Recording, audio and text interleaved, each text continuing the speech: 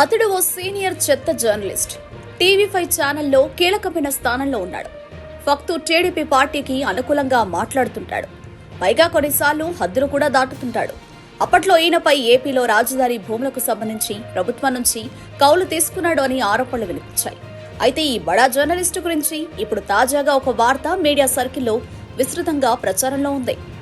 హైదరాబాద్లోని మాదాపూర్ ప్రాంతంలో నకిలీ ధ్రువపత్రాలతో స్థల యజమానికి తెలియకుండా ఈ senior journalist Sambasivarao petrol bunk ఏర్పాటు చేశారని, ఇన్ని రోజుల పాటు ఫోర్జరీ సంతకాలతో బంక్ నిర్వహిస్తున్నారని హిందుస్థాన్ పెట్రోలియం కార్పొరేషన్ లిమిటెడ్ అధికారులకు తెలిసింది. దీంతో వారు రంగంలోకి దిగి పెట్రోల్ బంక్ స్వాధీనం చేసుకున్నారు. ఈ విషయాన్ని స్థలానికి చెందిన యజమానికి చెప్పడంతో అతడు రంగంలోకి దిగాడు. మాదాపూర్ పోలీస్ స్టేషన్లో సదరు సీనియర్ జర్నలిస్టుపై చీటింగ్ కేసు పెట్టారు. అయితే ఈ ఆక్రమిత స్థలాన్ని ఖాళీ చేయాలని గతంలోనే ఆ సీనియర్ జర్నలిస్టుకి అధికారులు చెప్పారు. అయినప్పటికీ తనకు ఉన్న మీడియా అండతో ఆ సీనియర్ జర్నలిస్ట్ మేనేజ్ చేశాడు.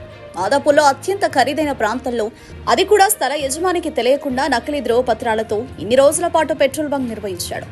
భారీగా సంపాదించాడు. రూపాయి పెట్టుబడి లేకుండానే అతడు ఆ స్థాయిలో వ్యాపారం చేయడంతో హిందుస్థాన్ పెట్రోలియం కార్పొరేషన్ లిమిటెడ్ అధికారులు ఆశ్చర్యపోతున్నారు.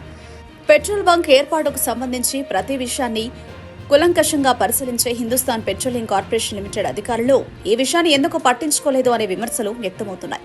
పేరు పొందిన జర్నలిస్టు కావడంతో ఈ వార్తను ప్రచారం చేయకుండా తొక్కిపెట్టారని ప్రచారం జరుగుతోంది.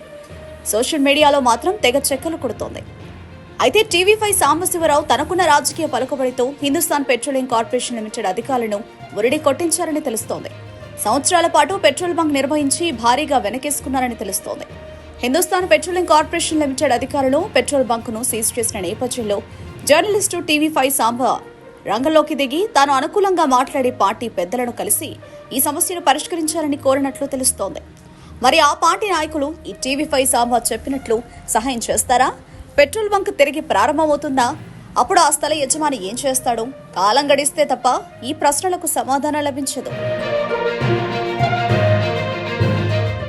Subscribe to Social TV Telugu for more videos. Hit the bell icon for faster updates.